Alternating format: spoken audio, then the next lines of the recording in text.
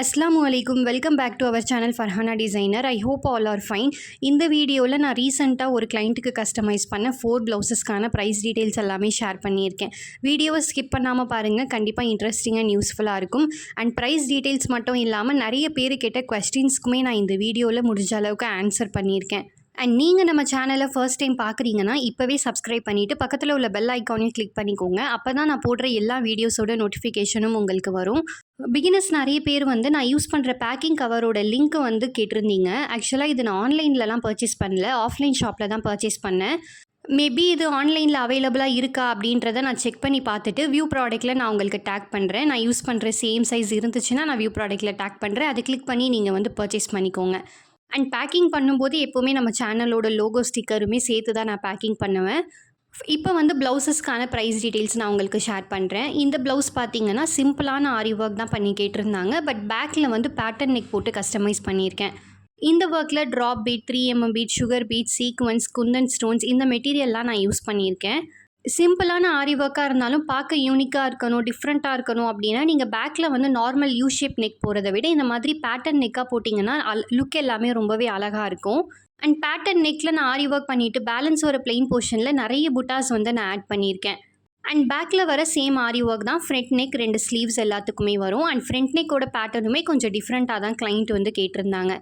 இதே மாதிரி நீங்கள் பேட்டர்ன் நெக் போட்டு கஸ்டமைஸ் பண்ண போகிறீங்க அப்படின்னா இந்த ஒர்க்குக்கு அப்ராக்சிமேட்டான சார்ஜ் பார்த்தீங்கன்னா 1700லேருந்து நீங்கள் 2000க்குள்ளே சார்ஜ் பண்ணிக்கலாம். 2000 அப்படின்றது ஃபேட்டாக இருக்கவங்க சைஸ் எல்லாமே நான் சேர்த்து இன்க்ளூட் பண்ணி தான் சொல்கிறேன். ஸ்லிம்லேருந்து மீடியம், ஃபேட் எல்லாரோட சைஸஸும் சேர்த்து நீங்கள் 2000க்குள்ளேயே இதுக்கு நீங்கள் சார்ஜ் பண்ணிக்கலாம்.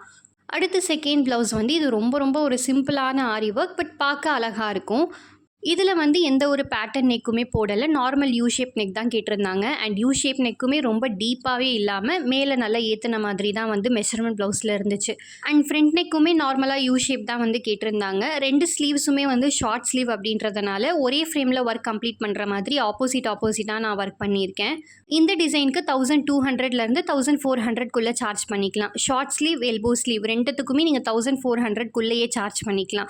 அதை விட நீங்கள் அதிகமாக சார்ஜ் பண்ணிங்க அப்படின்னா இந்த ஒர்க் அவ்வளோவா ஒர்த்து கிடையாது. அதனால் 1400க்குள்ளே நீங்கள் சார்ஜ் பண்ணிக்கோங்க. ஒரே ஃப்ரேமில் 2 ஸ்லீவ்ஸையும் கம்ப்ளீட் பண்ணி டைம் சேவிங் பண்ணுறதுக்கான ரீசனே பார்த்தீங்கன்னா ஷார்ட் ஸ்லீவ் அப்படின்றது தான் ஃபஸ்ட்டு ரீசன். செகண்டு எல்போ ஸ்லீவாக இருந்துச்சுன்னா நம்ம நிறைய புட்டாஸ் போடுவோம். ஷார்ட் ஸ்லீவுக்கு கம்மியான புட்டாஸ் அப்படின்றதுனால ஒரே ஃப்ரேமில் நம்ம கம்ப்ளீட் பண்ணும்போது டைம் சேவிங்காகவும் இருக்கும். அண்ட் 2 தடவை நம்ம ஃப்ரேம் ஃபிக்ஸ் பண்ண வேண்டிய அவசியம் இல்லை.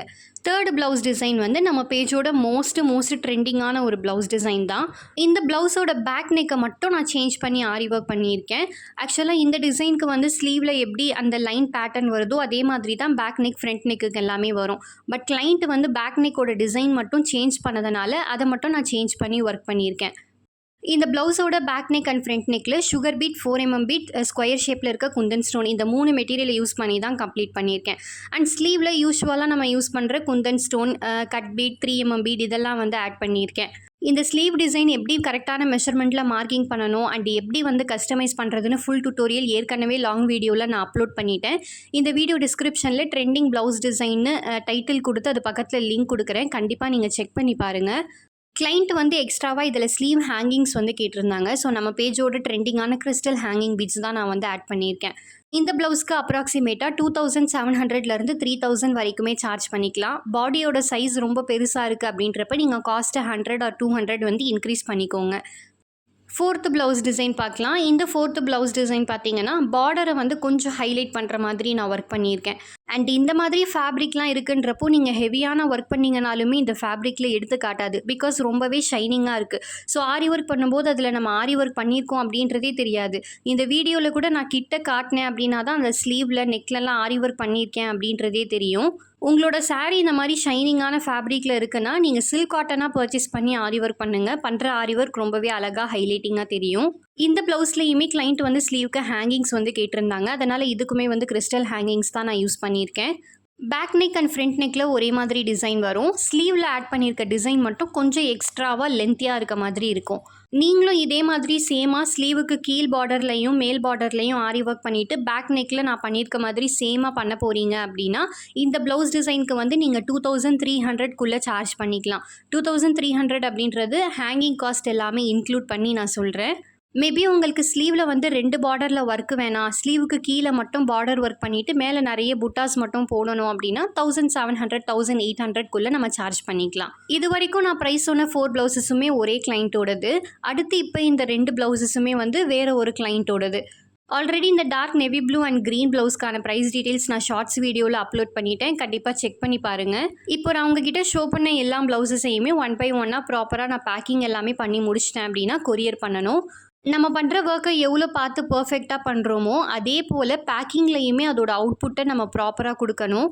ஹானஸ்ட்டாக சொல்லணும்னா இந்த பேக்கிங் வீடியோலாம் உங்கள் கூட ஷேர் பண்ணிக்கும் போது எனக்கு உண்மையாகவே நான் இந்த ஒர்க்கில் நியூவாக என்ட்ரி ஆன ஞாபகங்கள் தான் வருது. பிகாஸ் அப்போல்லாம் ஒரே ஒரு ஆர்டர் வர்றது அப்படின்னாலுமே ரொம்பவே கஷ்டமாக இருக்கும். அண்ட் அந்த ஒரு ஆர்டர் வந்தாலும் எனக்கு அது ரொம்ப பெரிய விஷயமா தெரியும். அப்போது 1 மந்த்துக்கு ஒரு ஆர்டர்னால் இப்போ 1 மந்த்துக்கு 15+ ஆர்டர்ஸ் வருது.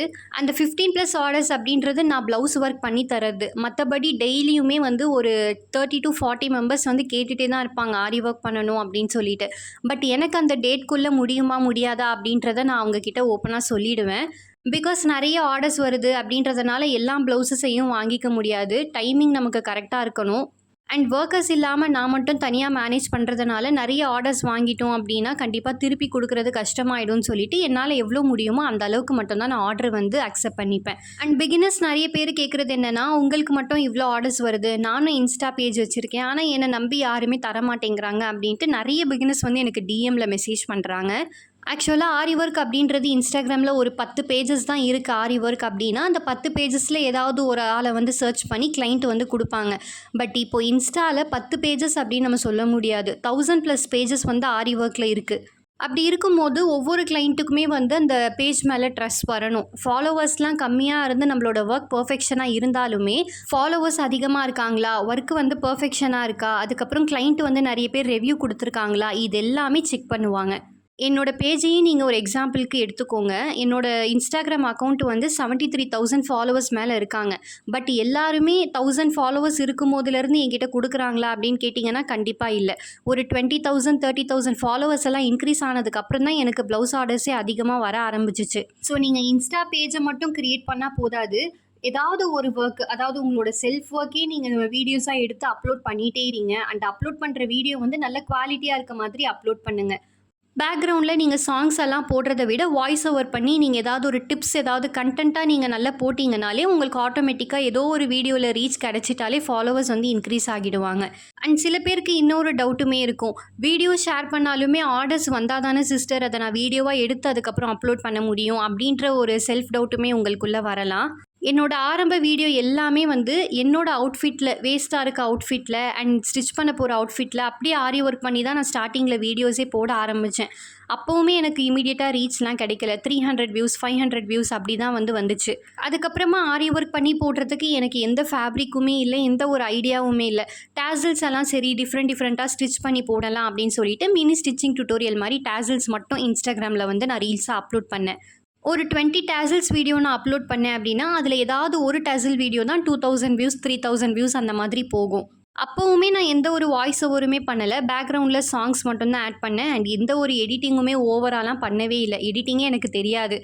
ஜஸ்ட்டு ஸ்பீட் மோடில் மட்டும் வச்சுட்டு அந்த டேசல்ஸை ஸ்டிச்சிங் பண்ணுற டுட்டோரியல் மாதிரி நான் ஷேர் பண்ணிகிட்டு இருந்தேன். அப்படியே போக போக சில வீடியோஸ்க்கு வந்து நல்ல வியூஸ் வர ஆரம்பிச்சது, ஃபாலோவர்ஸுமே வந்தாங்க. அண்ட் நம்ம ஆரி ஒர்க் பண்ணுறோம் அப்படின்னா கண்டிப்பாக ரிலேட்டிவ்ஸ், நெய்பர்ஸ் எல்லாத்துக்குமே தெரியும் இல்லையா, அது மூலயமா ஆர்டர் வந்துச்சு. அந்த ப்ளவுஸ் வீடியோஸை நான் ஷேர் பண்ணவே தான் எனக்கு வியூஸ் இன்னுமே நல்ல இன்க்ரீஸ் ஆகி ஃபாலோவர்ஸ் எல்லாம் ஓவராக இன்க்ரீஸ் ஆக ஆரம்பிச்சிட்டாங்க.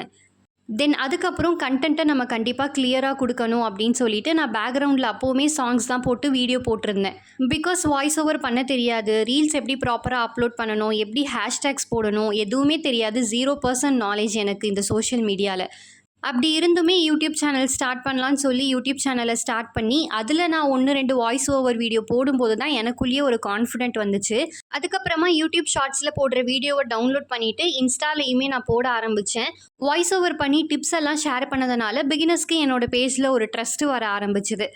அண்ட் அப்போ வந்த ட்ரஸ்ட்டு தான் இப்போ வரைக்குமே எல்லா பிகினர்ஸ்க்குமே நம்ம பேஜில் இருக்குது. நான் ப்ளவுஸ் டிசைன்ஸை பற்றி டீட்டெயிலாக நான் அப்லோட் பண்ணதை விட நிறைய டிப்ஸ் தான் நம்ம சேனலில் நான் அப்லோட் பண்ணியிருக்கேன்.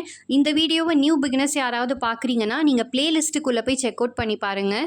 எந்த ஒரு விஷயத்தையும் நம்ம ஸ்டார்டிங்கில் ஆரம்பிக்கும் போது கஷ்டமாக தான் இருக்கும். அண்ட் மெயினாக எல்லாரோட சப்போர்ட்டுமே நம்மளுக்கு ஒர்க் பண்ணும்போது தேவை. இதெல்லாம் ஒரு பிஸ்னஸாக நிறைய பேர் கேட்பாங்க. ஆனால் இப்போ இந்த ஆரி ஒர்க்கில் மந்த்லி 50,000க்கு மேலே நீங்கள் ஏர்ன் பண்ணலாம்.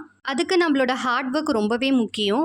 அண்ட் எனக்கு கிடைச்ச எந்த ஒரு ஆப்பர்ச்சுனிட்டியுமே நான் மிஸ் பண்ணக்கூடாது அப்படின்றதுனால தான் ஓவராக ஹார்ட் ஒர்க் பண்ணி இன்னுமே நிறைய ஆர்டர்ஸ் வந்து எடுத்துகிட்ருக்கேன். கண்டிப்பாக இந்த வீடியோ பிகினர்ஸ் பார்க்குறவங்களுக்கு கண்டிப்பாக மோட்டிவேஷனாக இருக்கும்னு நினைக்கிறேன்.